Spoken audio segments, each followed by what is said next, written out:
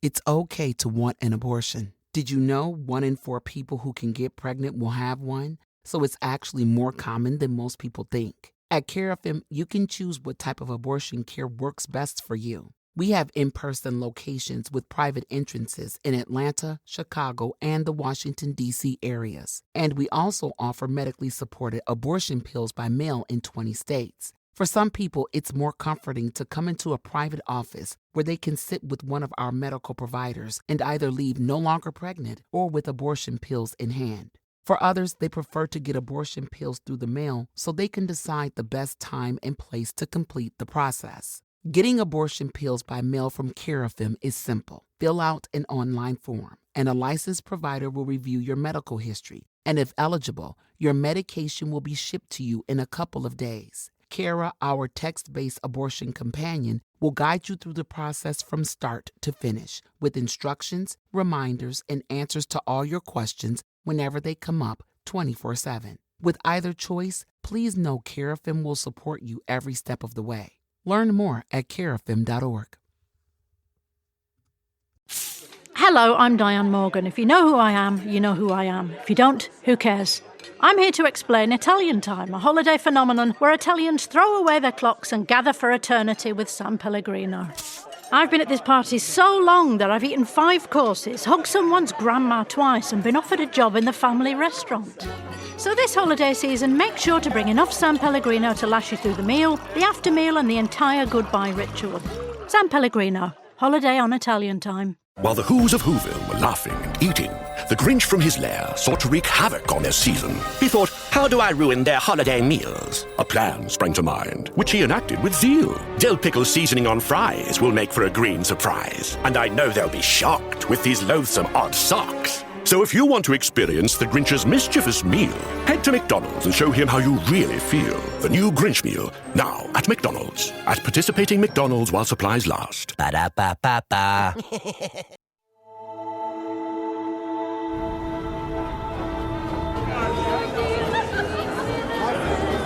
Hello. Hello. Please sit down. You are the most beautiful women in the room, but you fail to understand this is not a night off for us. Take a look around. This is not some game. You get noticed, and that gets us noticed. And us being noticed gets us all shot. What is your mission? Operation Anthropoid. What is Anthropoid? We are here to assassinate Reinhard Heydrich. He's executed thousands. Only Hitler is above him in the Nazi hierarchy. Are you completely mad? You kill Heydrich and Hitler will tear Prague apart. The question we have to ask ourselves is this. Is our country ready and willing to resist Nazi Germany?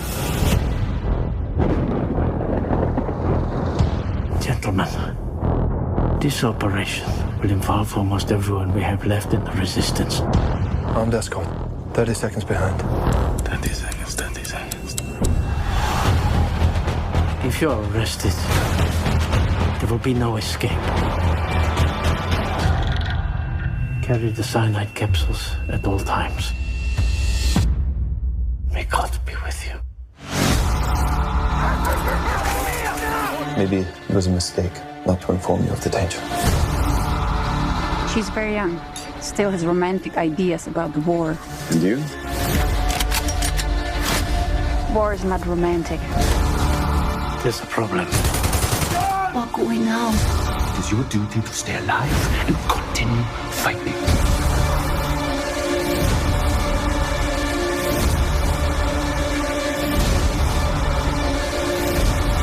If we fail, I fear freedom will be wiped from the map.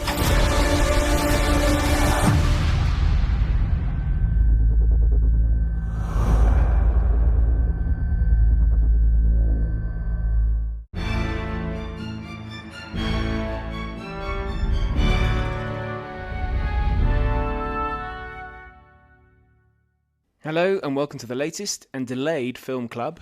Anthropoid, starring Cillian Murphy and Jamie Dornan, is the 2016 dramatisation of the Czech operation in 1942 to kill Reinhard Heydrich, number 2 in the SS.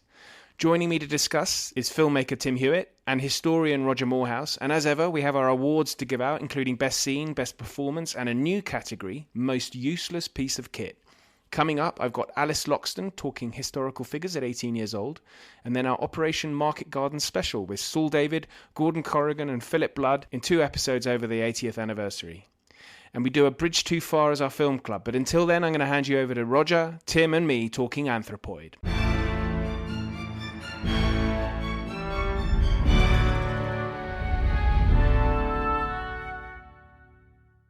Roger, Tim, welcome back. This month we're talking Operation Anthropoid, directed by Sean Ellis, starring Jamie Dornan, who is hot right now, going through a hot phase, and Cillian Murphy, the gorgeous Cillian Murphy.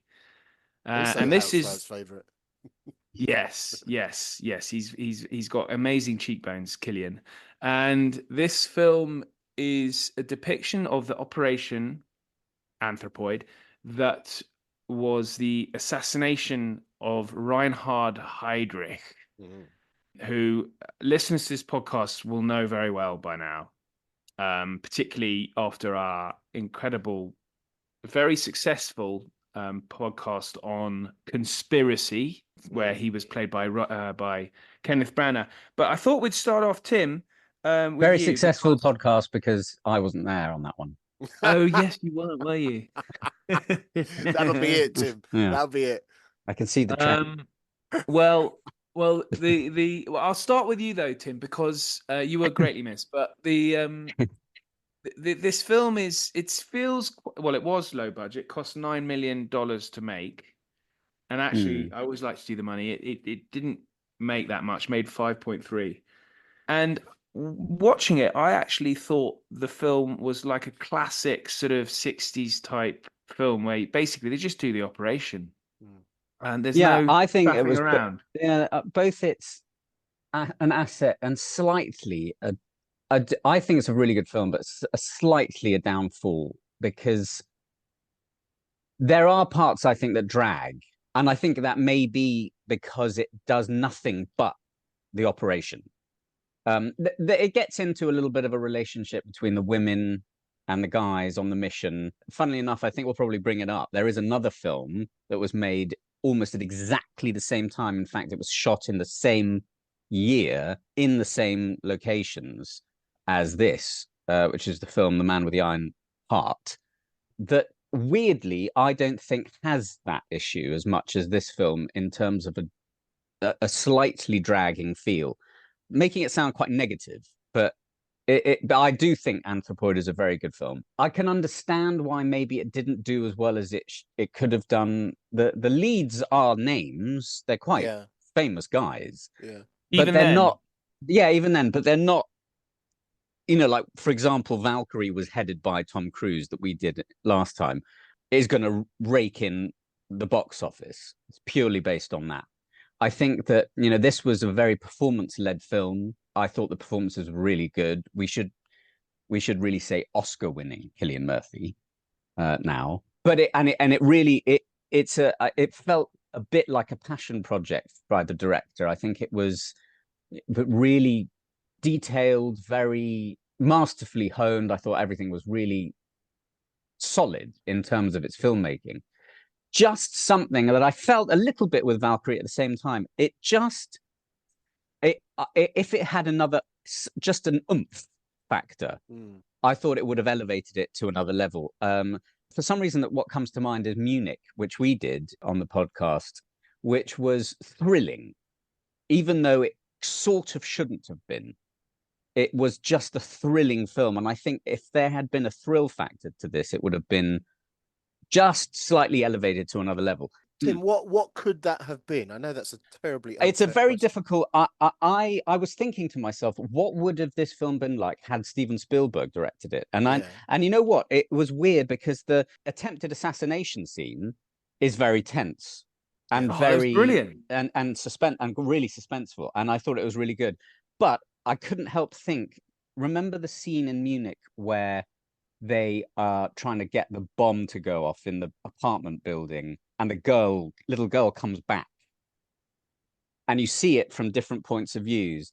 And I thought to myself, that was so thrilling because of what Steven Spielberg did, and I just wondered what he would have done with this film, particularly that the assassination scene. I do think the assassination scene was very good, but at the same time, I came away. I've seen the film quite a few times now, and I came away, and I still to this day think to myself, I can't remember every single thing that happens in it, whereas in Munich, I can remember everything.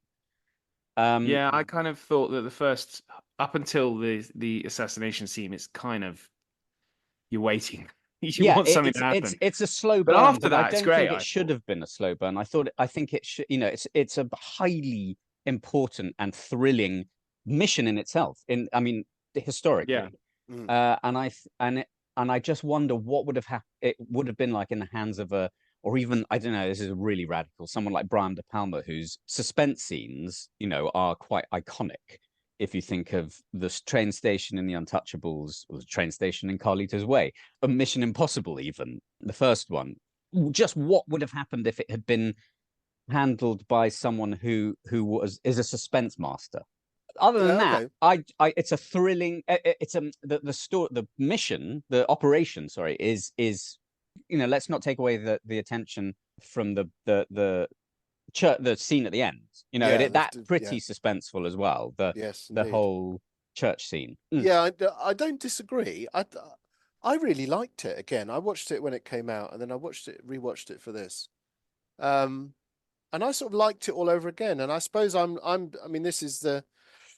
I suppose the beauty of doing this podcast with you, Tim, is that we have different perspectives on this, and they sometimes merge and they sometimes don't. But I look at films like that, and I think it has a really pleasing whiff of authenticity about it, right? So like all the clothes are dull, like none of their whites are white, sort of Persil white, things like that. All the vehicles are period, the weapons are right, things like that. That's the sort of shit that I'm looking at, and I look at that and I think, actually, that they've really put some thought into this, and they also put a lot of thought into, like as you said, that build up to the mission. They put a lot of thought, I think, into setting the scene in terms of the tension between, the last members of the Czech underground, in Bohemia itself, in Prague itself, versus the government in exile in London, which wants some sort of big result, to sort of burnish its credentials with the Allies and all that sort of thing, and is worried about, the passivity of the Czechs. So that actually, I thought a lot of that stuff where you say maybe it dragged a bit, they, again, with my historian's hat on, they were actually setting that scene, and I thought, again, with an admirable degree of accuracy.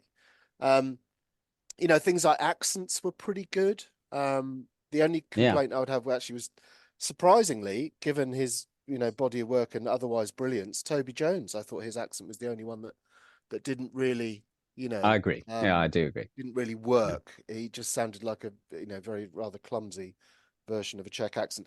That said, don't ask me to do a Czech accent, but I'm not an actor. So, I actually really liked it. And having watched it back to back with the other one, as you mentioned, the Man with the Iron Heart, I thought Anthropoid actually comes up a lot better. And I agree. It's a different film. It's a different film, and I do agree with you in the sense that I think everything was very authentic. I also liked the way, like Ollie said, you felt it was like a 60s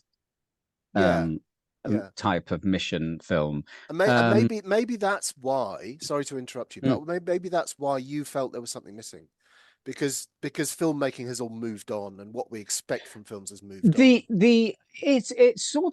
not necessarily that I thought that something was missing. I like the way it was shot as well. By the way, I thought it was. I believe it was shot on film as opposed to. So it kind of had a grainy. Almost had a sort of sepia tone about it. Yeah. And also just in those scenes in the conversations where they're around the table in the apartment, about Czechoslovakia, the orders from London.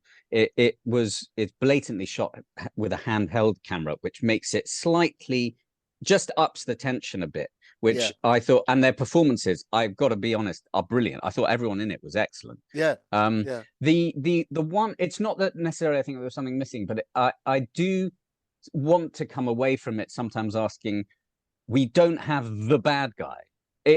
Not that we need the bad guy, like a cops and robbers film, but it's almost like there's just more of a presence. Whereas I actually quite liked the fact that in The Man with the Iron Heart, you see him immediately, and Jason Clarke's great, I think, as an actor. I think he's brilliant. And when I actually quite liked the idea that you know who they're going for.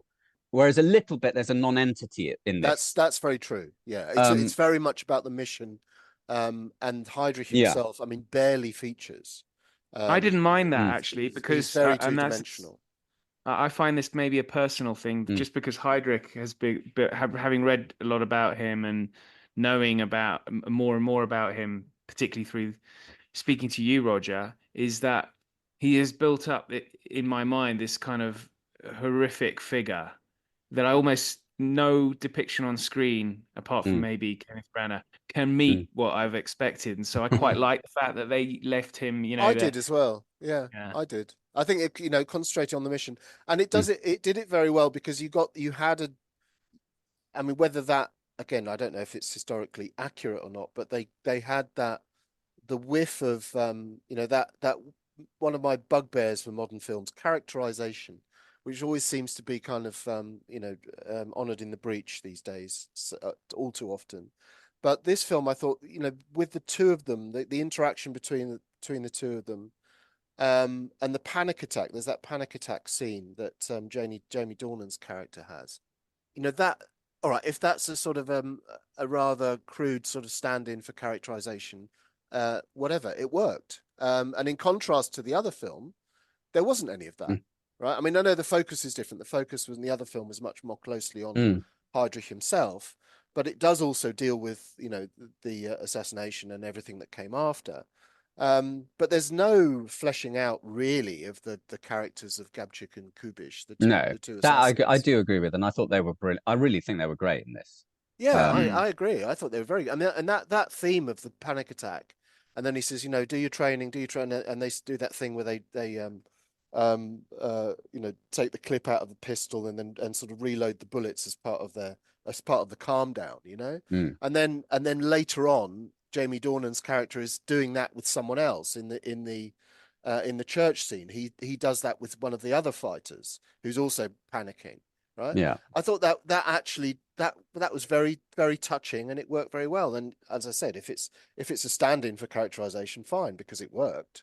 Sometimes I felt that there were just a few incidents. Maybe it's maybe a mood thing when for example, there are moments where I feel that they just the writers say that we need a suspenseful moment here, because it has been a lot of characterization and the relationship with the girls, is in the cafe where the women are sitting down, and a guy does kind of like what the guy does in Heat when Pacino's surveilling De Niro, and it gives them which was a true story, but this may have been true, but it just felt like this guy nudges something, and it creates a noise, and the Nazi officer looks to the other room in the cafe, and then the women distract. And I just felt these are slight devices to create tension, where whether that had a lot of relevance to the story, I'm not sure. And it felt like it just needed some like little points through the film where, well, look, we need a suspenseful moment to keep the audience on edge. So it needed a bit more of that, you think? Well, I don't know whether I actually don't know whether they were necessary. Oh, I see. Because the showstopper is the assassination attempt, at least midpoint. Yeah. Which it sort of stands out, I think, quite markedly in this film. That I don't know if we needed little vignettes of I don't know, like as if they're about to potentially going to get caught. Because the whole would you go? the Would whole, you go to a cafe with a whole load of Nazis if you were wanting to keep? I'm not sure. I think it's inherent in the story that they could get caught at any moment. I mean, we knew, Roger, you probably you will know this more than anyone. The Nazi presence must have been pretty rife. Yeah. And I'm sure people were on edge. They must have. Well, I mean, I'm assuming they were. So there must have been, you know, throughout the whole film, there is a sense of these guys they knew they were that they parachuted in, did they not? Yes. I mean, so, they were in theatre for the best, I think, for 6 months before, which show. I mean, that's in a sense, if you're going to be, I mean, they don't have to be true to the narrative, but you know, there's a lot of kind of everyday life in 6 months.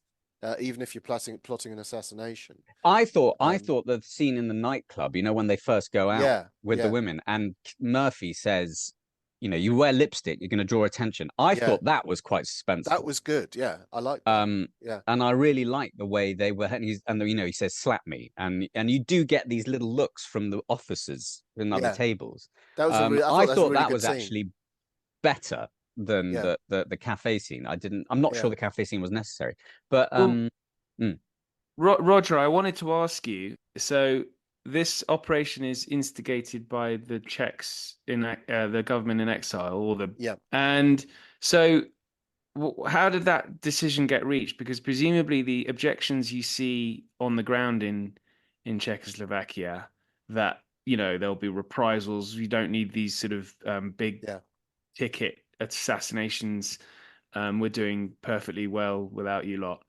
I mean, presumably those concerns would have been was the overriding view in London that they just needed something big, regardless of an actual sort of, you know, military. To some extent that was exactly right. That the Czech resistance was much more limited, much smaller in scale than the Polish resistance, for example, at this point. So this is the summer of 42 when they launched their assassination. So all the deliberations of this would have been going on in 41. You know, bear in mind that the Polish resistance is, you know, up and running, is a much bigger organization. Is, you know, Poland is sort of front center among the ranks of the Allies, if you like. This is prior to the Americans coming into the war in 41. So in a sense, the Czechs are sort of poor relations in that relationship, right? And there's a desire. There's two overriding concerns here. The first one is that they need to sort of burnish their credentials, the government in exile, by promoting something, some action in the homeland that would further the Allied cause, right? So a high-level assassination is probably, you know, from that respect, is a good idea. And secondarily, there was a concern. Now, there's a very big difference in terms of the occupation regime between Bohemia and Poland, right? Poland is absolutely brutal, exploitative. You know, the Poles are literally expendable as far as the Germans are concerned. The Czechs are seen by the Germans racially, and remember, everything goes through a racial lens in Nazi Germany. The Czechs are seen as lapsed Germans, right? They're seen as as sort of Slavicized Germans. So in a sense, there's a racial long-term plan to Germanize them again. Whereas the long-term plan of the Poles is basically, you know, to reduce them to sort of slave status and ultimately starve half of them to death. The Czechs have a sort of rather gilded, more gilded position within the racial hierarchy. Not quite the same as you know, the Italians and the French, who are seen as, you know, nations of consequence. The Czechs are just sort of, you know, our brother Germans who have been Slavicized by circumstances. So you know, the occupation regime is geared towards some degree of conciliation with the Czech people, which means, of course, being very hard with the Czech resistance, but creating conditions for the Czech people where they work, and of course you've got the Skoda works, and you've got other industries in that area, which are very vital to the German war machine. Creating decent conditions for the workers whilst at the same time ruthlessly crushing the resistance. So it's a quite curious occupation, sort of constellation, if you like, in Bohemia. And what the government in exile in London wants to do, secondary to that ambition about burnishing its credentials, is to disrupt that, right? Is essentially to provoke the Germans into some sort of massive thing, which will disrupt that rather cozy, that cozification of relations in Bohemia. So it's quite a complex thing that's going on. It doesn't fit the sort of the standard rubric of as we understand occupation regimes in Eastern Europe. It doesn't fit that at all. So with Heydrich, that's what the government in exile is trying to disrupt. So with Heydrich in his relatively new role, I think he's appointed quite soon after Wannsee, isn't he? Yeah. As protector of what's the governor of the protectorate? Reichsprotector of Bohemia and Moravia. Yeah, that's the title. Yeah. Now, is that quite a fancy job? I mean, is because he is sort of basically number 3. Is it Hitler, Himmler, then Heydrich? Is it? Yeah, basically. Well, he's number 2 in the SS. Yeah. So right. It depends how you would sort of count the it's difficult to rank them. It's a bit difficult, but within the SS, definitely, he is Himmler's deputy. So he's absolutely one of the most senior Nazi players at this point. And his juggling his. Sorry to interrupt you again. Is he juggling his Holocaust work with his governorship? Yes, he's got various hats. So he's head of the SD. He's head of the Reichssicherheitshauptamt, which is like is the sort of umbrella organization of all police organizations in Germany. So he's got various hats, and as you say, he's also got his coordinator of the Holocaust hat, which he had from. It's okay to want an abortion. Did you know 1 in 4 people who can get pregnant will have one? So it's actually more common than most people think. At CareFM, you can choose what type of abortion care works best for you. We have in-person locations with private entrances in Atlanta, Chicago, and the Washington, D.C. areas. And we also offer medically supported abortion pills by mail in 20 states. For some people, it's more comforting to come into a private office where they can sit with one of our medical providers and either leave no longer pregnant or with abortion pills in hand. For others, they prefer to get abortion pills through the mail so they can decide the best time and place to complete the process. Getting abortion pills by mail from CareFM is simple. Fill out an online form, and a licensed provider will review your medical history. And if eligible, your medication will be shipped to you in a couple of days. Kara, our text-based abortion companion, will guide you through the process from start to finish with instructions, reminders, and answers to all your questions whenever they come up 24/7. With either choice, please know CareFM will support you every step of the way. Learn more at carefm.org. Dripping in gold? That's cool. Dripping in Velveeta's supremely creamy golden cheesiness? That's respect. Elevate your drip with Velveeta's range of outrageously delicious dips and dishes. Shells, cheese, melty blocks, and heat and eat queso that go all in on indulgence. Flex on your fam with a creamy, cheesy masterpiece and go all in on what you love with Velveeta. Respect the drip and satisfy your cravings. Bring home the drip with Velveeta. This episode is brought to you by Indeed. You're ready to move your business forward, but first, you need to find the right team. Start your search with Indeed-sponsored jobs. It can help you reach qualified candidates fast, ensuring your listing is the first one they see. According to Indeed data, sponsored jobs are 90% more likely to report a hire than non-sponsored jobs. See the results for yourself. Get a $75 sponsored job credit at Indeed.com/podcast. Terms and conditions apply. Which I actually thought was quite well briefly covered in The Man with the Iron Heart. You sort of see him doing these different in fact you see brief glimpses. Is he doing a Tom Cruise in Minority Report? Yes, he's motion gesturing. You see a glimpse of conspiracy, in fact, in that film. Yes, Like you there's do. just one scene where you Yeah. see them at that meeting. Yes. Um, In a ridiculously oversized building.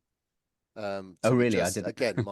my historian's Yeah. radar was ticked off there. What I was kind of getting at with those questions was that whilst you could see why the Czechs on the ground don't want this sort of big ticket assassination because it's right pain, but the government in London, or the government in exile in London, it's still going to be a big impact on the Nazi leadership if they take out Heydrich. I mean, this isn't just for show, is it? No, absolutely, and this sort of fits with the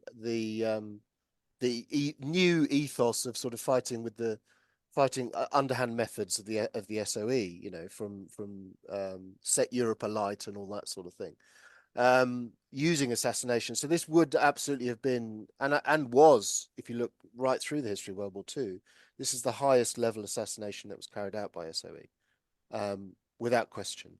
So this was a big thing, and I talk about this a bit in I think we talked about it a bit when we talked about killing Hitler, that the British military establishment and political establishment really wrestled with this. SOE was very unpopular in senior British circles because it was seen as fundamentally un-British to send assassins to and saboteurs and so on. That wasn't kind of how Britain tended to work and tended to see itself. And then, of course, there's the much more practical concern of what follows. People knew that there would be massive retaliation from the Germans, as indeed did happen. And that's something that I think this went rather light on. So we know it ends with the church scene, which is I mean, spectacularly well done. But it doesn't talk about what follows. And what follows is absolutely horrific.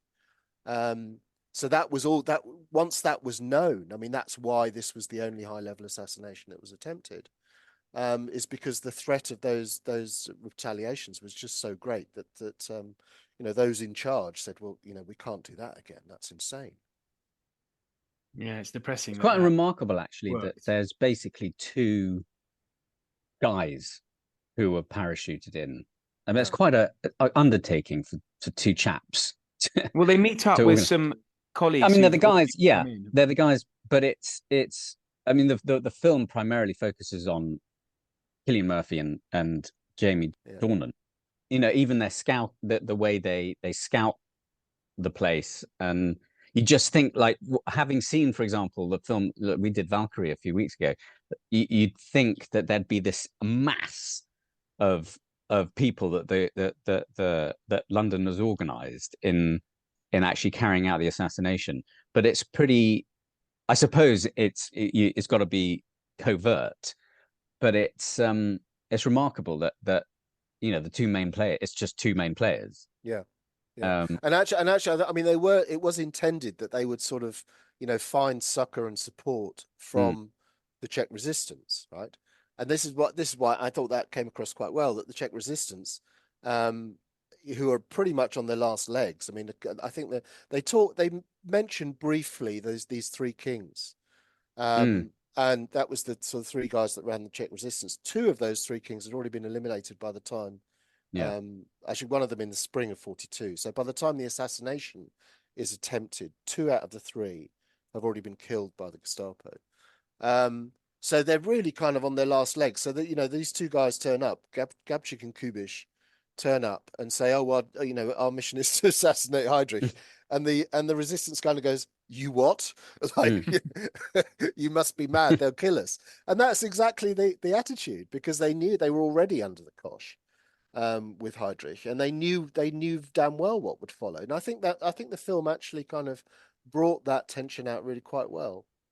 And I presume that the two SOE, Gabčík and Kubiš, are they do okay. It's played with a sort of this grim determination from the two, which presumably the two guys were exactly like that, because you can't do an operation like that without this it didn't matter what the local resistance said; they're going to carry out their mission. Yeah, yeah, and that bear in mind. I mean that it doesn't show it in this film.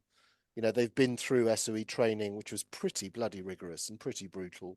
They would have been plucked from ordinary Czech soldiers that had got west in sort of 39, 38 and so on. But then having been through that training, they were some rather thoroughly trained assassins by that point. So there would have been an absolute degree of steel to them. Yeah, absolutely. Which actually shows, I thought, it's done really well. Yeah, through their performances from the very beginning. When they land and then they're taken in that farmhouse, and then they know immediately they're going to be betrayed. Yes. And they're pretty. I mean, that was lucky actually that Cillian Murphy went into the other room. Yeah, and said about on the phone. It was like, oh. Yeah, I didn't actually like that scene. He didn't. No. I mean, we can get. Why don't we get on to our best scenes? Because then we can get all this out. So we'll start with best scene. We've got our categories: our best scene, most inaccurate scene, best performance, best supporting, and I'm introducing a new category which I hinted at last time: is that most useless piece of kit. And most useless piece of kit. Okay, right. So let's start with best scene. Now I had a few. I mean, I think the assassination. Yeah, I mean, brilliant. The assassination is brilliant. The church scene is brilliant at the end. Yeah, absolutely church scene. I think the torture of the traitor, but before that, when the Gestapo appear at the family that they've been staying with, that scene is so that's good as well. Edge of the seat stuff, and the way they treat the mother, and she's wonderful in it. The actress who plays the mother. Yeah, I had a name written down somewhere. I think. Where has it gone? Alena Mihulova, who is a Czech actress. Yeah. I would just throw in again. I've mentioned it already, but I would throw in that panic attack because I think that served a sort of narrative purpose in, as I said, in characterization and so on. And I found it. Again, I suppose, just what we were just saying about them being sort of hardened assassins and the rest of it, and being steeled for this, which they undoubtedly were. But then that one of the characters, can then. Have what seems to be a massive wobble, to give it a modern term. It's very human. It gave a tremendous humanity to it, and I thought it's only a very short scene, but I thought that was really quite affecting. It stuck in my mind. Okay, well, I mean, it's going to be difficult for any of those. Well, that scene to, I think, trump at either the assassination or the church. I thought the church was absolutely incredible. Yes, I would agree. So because the church is and it sort of prolongs. It keeps you. It doesn't let you off the hook. If you know what I mean. And they're using the real guns. It sounds like the real weaponry that was used at the time. Yeah. And it's the narrow corridors when they go up the thing, and you're like, oh no, you're not going to get. This is terrible. You're not coming down again. No. No, I would. Yeah, that was a fabulous scene, and it really does. It builds the tension and maintains the tension very, very well, until, of course, the grim denouement. Yeah, and the assassination scene, Roger. I mean, from what I've read, it seems pretty accurate, actually. I mean, the bloody Sten gun jams hint for the later award. Yeah, absolutely. So, I mean, that's it does seem accurate. I mean, your next category that you mentioned about inaccurate scenes, I'm a little bit coming up with nothing. I'll be honest. I didn't. Okay, well, we need to settle on a best scene before we get to that. So, should we go for? What are we going to go for? Assassination, church. I'm going for church. I thought the church blew me away. Yeah, I think the church. I would go with the church. Yeah, let's go with that. It really is the climax of the film. It's very well. How much? I just very, very quickly, as a sort of little aside, had the gun not jammed? Yeah. Now he would have been. I mean, he died anyway. But I was wondering what difference that would have made had they killed him immediately. He probably wouldn't have been shot, or maybe he would have been. I don't know. But not Heydrich. The surnames escape me. Gabchik and Kubish. Yes. Yeah. Had he been shot, Heydrich been shot immediately, killed Yeah. immediately, do you reckon that would have made much of a difference with the impact, the aftermath? I mean, That's a good question. apart from there being drama. Yeah, I mean, obviously there's a drama. He lasts for about a week afterwards. Yeah. And he initially rallies. He has a couple of operations and so on. 'Cause I think that the problem was that a piece of shrapnel went into his back and up into his spleen. So he had his spleen removed, and it took a bit of horsehair from the yeah, supposedly it took horsehair through the car seat and up into his spleen, and he ultimately dies of septicemia, blood poisoning. But he was fairly lucid. I mean, through most of that week, various operations, and looked to be rallying, and then obviously the septicemia set in. So I suppose from a Nazi perspective, if we're allowed to have a Nazi perspective, there was a sort of a will he, won't he kind of tension about Heydrich's survival. But I don't really think it would have made that much difference to what follows. I mean, had he just been shot, with the Sten on the day and killed, I think you would have had the same kind of response. I think it was just the fact that he'd been assassinated was the kicker from that perspective.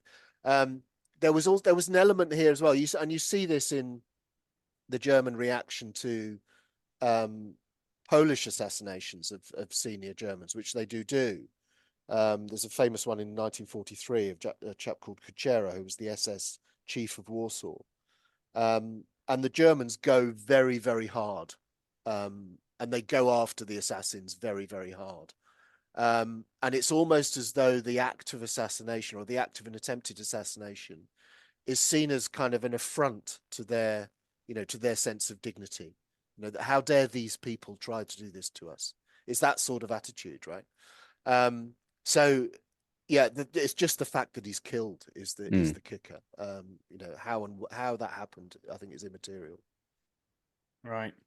Okay, well, we'll move to most inaccurate. Now, yeah, it sounds like we don't have too many, but I was thinking, it just seemed weird. I don't know if this is true or not, but the first, that when they arrive, where they parachute in and they go and stay with the locals, I mean, they do pick a couple of people who betray them straight away. But it seems a little bit too convenient for the plot for that to actually be true in reality. Yeah, perhaps. I don't know. They would have had... You'd think they would have had a network of sort of safe houses and contacts and so on. Whether they're just sort of pitching up at a random house, I agree that would be rather careless of them. But yeah, okay. Well, or in the cafe where the guy makes a noise just annoyed me slightly. Yeah, you're going back to that one, Tim. Yeah. Well, yeah. I'm willing to go with that, Tim, because obviously it means a lot to you. It's the not. Freeze. And then he knocks something over. Standard look from the Nazi officer to the new. Is kind of a bit. I thought it was a. It was a. Okay, we'll go with that. A clumsy plot device. Scene in cafe. Scene in cafe. Okay, right, great. Next, we're going to do best performance. So, I mean, really, the two leads. I guess we have to pick one of the two leads. I think I'll going with Cillian Murphy all day long. Yeah, me too. I think he's great. Particularly right at the end, his final. Not taking anything away from Jamie, but it's what seethes under the surface in Cillian Murphy, which he always does brilliantly. Yeah, there's an intensity there. Yeah, it's like you can see the passion that's driving him. That there is nothing that's going to deviate from this mission. It just sort of emanates from him. I think that's very impressive. Yeah, I agree. Okay, Cillian wins again. Oh, yeah, second time. Yeah, he's a double winner of the Aspects of History. Has that ever happened before? Don't think it has. I don't think it has. We must inform him. Yeah. Scene. Yeah. Well, I don't know how. Yeah, we'll have to get him on at some point to receive his. We'll have to actually. Has he won anything for this? I don't. This didn't win a thing. I mean, no, okay, it really didn't, did it? It won some Czech awards, and there's some Czech actors, and obviously the Czech subject matter. I think it won some film awards in the Czech Republic. But and this will speak to our legacy rating. I think, you know, the fact that 2 films of the same subject come out within a few months of each other, or 6 months of each other, or something. Yeah, it's quite. Who made unusual. the decision to make pretty much similar film at the same time? You know, it's like buses with this, isn't it? Well, I don't know if you watched Operation Daybreak in the 70s, which I did, which is a film directed by Lewis Gilbert, who had directed some Bond films. And it stars Martin Shaw and Anthony Andrews and an American called I can't remember, but I thought that was very good as well. But Martin Shaw, this has been made. This operation has been made quite a few times, but 2 within a short space of each other seems. Yeah, I think both. I mean, it's probably on the back of the Man with the Iron Heart, definitely. Because it's kind of a dramatization, but they're on the back of the success of that HHHH book, Laurent Binet. So it's which was a kind of surprise literary hit. So I think it's probably on the back of that, because it didn't fall on an anniversary or anything like that. So I suppose you could argue the Man with the Iron Heart was released around what would have been the 75th anniversary. I'm just thinking about it. But no, I think Iron Heart was on the back of that. Came out sometime after it was completed, even though they were both shot in the same year. Yeah, they delayed it because of the of Anthropoid. Yeah, it must have been strange, because the locations I think they used were crossed over. Yeah, in the same year, and so Prague must have been like they're still shooting, or they're shooting 2 films about this. Yeah. A little bit weird, really, but yes, it must be quite horrible to have someone wandering around Prague dressed up as Reinhard Heydrich. Yeah, you think, twice. Yeah. Right. Okay. So we're going to go with that cafe scene. Best supporting performance. Now I have my 2. I have 3. Go on. Two. I loved Anna Gaslarova. Yes. Who played the red-headed girlfriend? Lenka. Yes, she's really excellent. I thought she was great. Really good. Yeah, and again, she had a sort of depth, and intensity to her as well. I liked her performance. I liked the role as well. I thought she did really well. Very skillfully dismantles the gun. Yes, that was a great scene. Yeah, that was a great scene. And that is clean. You know, they're just, you know, do you think we're just sort of stupid little girls? And then she picks up the pistol, and you know, while she's talking, she sort of you know, strips the gun. I thought that was a great scene, and says, "Oh, well, that's important. Clean your weapon." Yeah, exactly. Of course, it's important for the plot. She says, "You haven't cleaned your gun." Yeah, exactly. Yeah, exactly. It's a hint to what happens in the. So he ignored her. What bloody women? Well, yeah. I mean, look, Stens were notoriously unreliable anyway. Yes. You know, they just were. So I can see that in terms of a plot device, it works very well. But probably wasn't that. It was probably just a Sten being a Sten. The other nomination is Elena Mihulova, another Czech actress who played the mother. Yeah, she was great. Yeah. And when the Gestapo come in, that's kind of when she won it for me. She was just so good in that scene where they're, you know, it's a heartbreaking scene, that. And then I thought Harry Lloyd was really, really good as their kind of comrade. Adolf fights in the church. Oh, Apalka. Yeah, Apalka. Yeah. I have to say I agree with the mother, but I couldn't see. You know, when I was watching it, I couldn't really see beyond the Lenka character. I thought she was brilliant. She stuck in my mind. Okay. So yeah, that would be my choice. I would go with her as well. I thought she was awesome, and that just because the relationships were actually quite developed. Yes. Between the guys and the women, and I thought that was. They could have avoided that not altogether, but they could have. Kind of put that onto a little sideline, and I thought it was really good. I thought the women were really good. I thought both were really good, but I think you're right. Okay, good stuff. Anna Gaslarova wins it then. Right, we've done most inaccurate, so now we're gonna do our new category, which is most useless piece of kit. So the listeners, I'm sure, have worked out that it's this is going to be an interesting category. It's going to be an interesting category if it's in every film podcast. Just randomly, suddenly, like a useless piece of kit. There's always something that doesn't work. Yes, with historical films, normally there's something riding on something quite important. So generally, I think we'll get away with it. We'll be okay. We'll be okay for our next one, which is Operation Market Garden. A Bridge Too Far. You might have the same thing. I mean, the most obvious useless piece of kit is the Sten gun itself, surely. Yeah, I think it's the Sten gun. Although there is a slight. His gun jams, but then he throws. What are the sequences of event? Jamie Dornan character throws behind the car. Throws the grenade behind the car. Okay, and he's trying to. The bloody thing won't work, and he's sort of he had it under his raincoat, and he was sort of loading it under his raincoat. So there's a hint that maybe that's down to it. Might be a bit of fluff, maybe a bit of lint got in there. I know, surely, fucking gun can deal with that. And then there's the hint that maybe he doesn't clean his guns very well, but still, I think. But it's a Sten. Let's be honest. Yeah. Do you think he would have thought, "Oh, I won't bother cleaning it.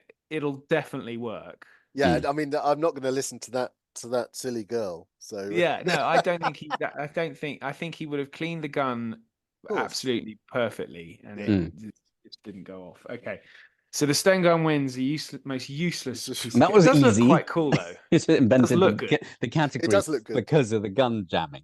You should have the most useful piece of kit. Well, then that would be the grenade, I suppose. Yeah. Grenades. There's a lot of grenade action in this film. I was impressed with that. Yeah. I liked it when the Germans brought in, massive boxes filled with stick grenades. Yeah.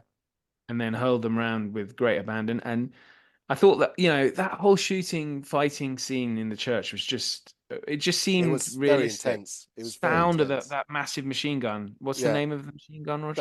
That was an MG42. An MG42. Look at that knowledge. Yeah. Yes. So which was an absolute beast of a weapon as well. I mean, that would have terrified them. Apparently, they still use the sound within the church. I was told that they still use them at Sandhurst. I don't know if this is true.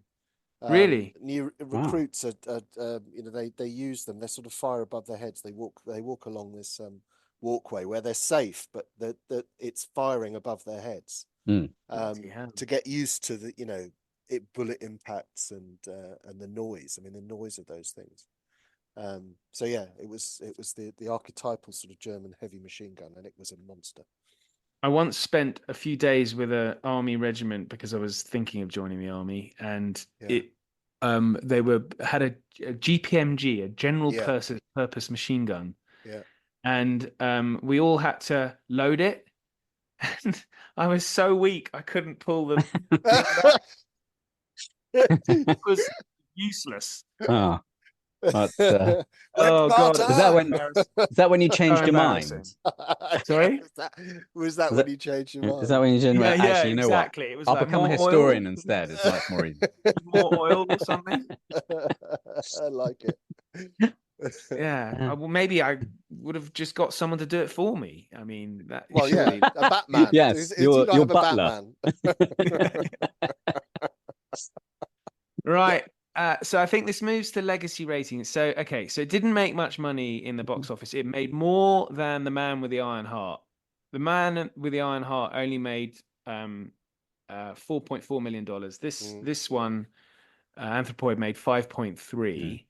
And A Man with the Iron Heart cost 32 million to make, whereas this only cost 9 million. And with all those production values, Roger, that you mentioned, I think clearly. I think it should be remembered more than The Man with the Iron Heart. I agree. Yeah, absolutely. And I think in terms of putting the assassination on the map for a new generation and doing it in a historically sympathetic and, as we can see, reasonably accurate way, I think that's a real service. I think that is a legacy. I think it's more like The Man with the Iron Heart was a little bit more grander in scale because of the two story threads. Yeah. Heydrich and then the other guys. So I think that would evidently increase the budget because there were more locations. This is a little bit more concentrated Yes, that's true. In and around. It is basically Heydrich's life, you know, with the assassination and then what follows sort of on the end. Yeah, absolutely. It does, just to mention the other one, the one absolute benefit that it has is the luminous Rosamund Pike in it, who is just absolutely adorable. Yes, even if she's playing a Nazi, she's still adorable. You know, so Anthropoid doesn't have that, unfortunately. And you know, Cillian Murphy's and Jamie Dornan's fees must have been relatively low for two leads in the film. Yeah. For the fact that the budget was 9 million. I think, you know, I wonder why they did it. Well, I mean, I'm assuming that it's that they were attracted to, they were great roles, really. But I mean, they are leading the film. And they did very, you know, really, really well. So I think in terms of legacy, absolutely. What was it out of 5? Was it? I can't remember. Out of 5, I think it probably did. It probably did. It sort of built its momentum. Probably, I want to say home video, but didn't exist. Well, but probably streaming and. I was going to say in preparing for the 5 minutes of prep that I did for this, I did notice that the man with the Iron Heart fell foul of the whole Me Too thing because it was a Weinstein picture, and it was never released in the US apparently because Weinstein's company went bust as a result of everything that happened in 2017. So that rather would have hit their bottom line, I imagine. Never released in the US. Yeah. Wow. That's remarkable, actually. Yeah. And it's got a lot more. Well, it's got fewer, if any, Czech actors. I mean, all the Czechs are played by Brits and Americans. Yeah. All right. Well, that's true. I then we'll give it a good 2. I think a 2 out of 5. Or am I being a bit harsh? Oh no, I'd give it a bit 3? more than that. Yeah. 3 out of 5. Yeah. Well, it's on Amazon. It is. I think that it's increased recently in its popularity. But I mean, I think a few years ago, a lot of people, if you'd said Anthropoid, people kind of slightly question, sort of like a bit of a sleeper. Yes. No, I agree. I think it sort of put it on the map a little bit. And there was a very good book about it a few years ago now. I'm desperately looking on mine. Is it called The Forgers? Yeah, there was that one as well. The assassination comes up in your book. Yes, it does, because I was saying about the reprisals afterwards, that that kicked off a step change in the Holocaust, right? So it's very, very significant in a sort of much broader sense. You've got Lidica. This comes up in the it's mentioned in the Man of the Iron Heart. They talk about the destruction of Lidica, and there's another village called Ležáky which was destroyed. All the inhabitants of those two villages were murdered, and in addition, something like 5,000 Jews are basically pulled out of the concentration camps and shot.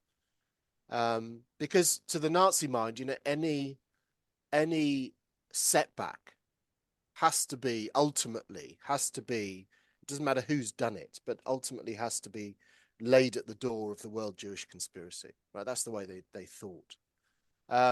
So in the aftermath, and I use a quote, there's a quote from Goebbels who talks about the assassination of Heydrich after he dies, and then and says in the next sentence, we will avenge ourselves against the Jews. So that's exactly how they thought.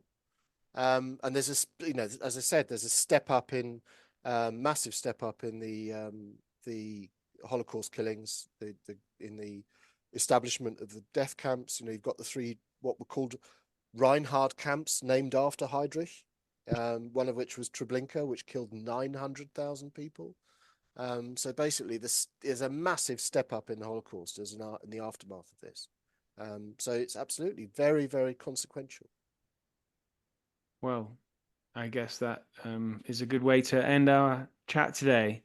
So for listeners, if they want to get hold of Anthropoid, it is on Amazon at the moment. I don't know how that is impacted by regions and stuff like that. But and then of course you can read about context behind it with Roger's book, The Forgers.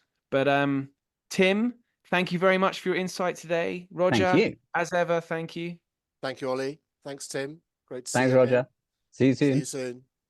Thanks so much for listening. Plenty more great content on the way, so please do subscribe or follow, and if you can give a generous rating, I'd be grateful. But in the meantime, thank you, and good night.